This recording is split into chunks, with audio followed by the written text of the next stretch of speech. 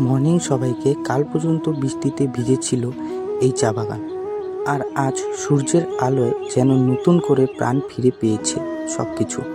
সকালের নরম রোদ গায়ে পড়তেই প্রতিটা চা পাতা যেন আলাদা করে হাসছে। আমার সাথে দুলছে এই সবুজ শাড়ি চা বাগানগুলো, মনে হচ্ছে প্রকৃতি নিজেই একটা গান গাইছে।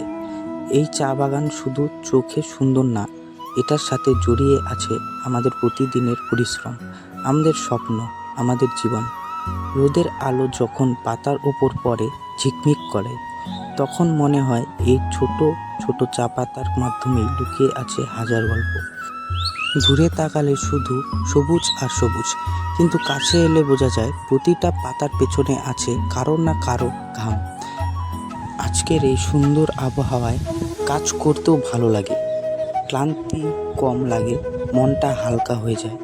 এই চা বাগানেই আমাদের আশা, এই সবুজেই আমাদের ভবিষ্যৎ। তাই আজকের এই রোদ শুধু একটা আবহাওয়া না, এটা আমাদের জন্য একটা নতুন শুরু।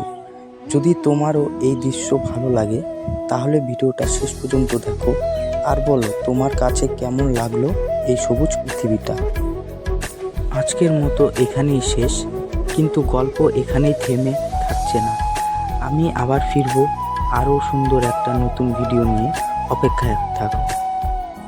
সবাই সুস্থ থাকো, ভালো থাকো।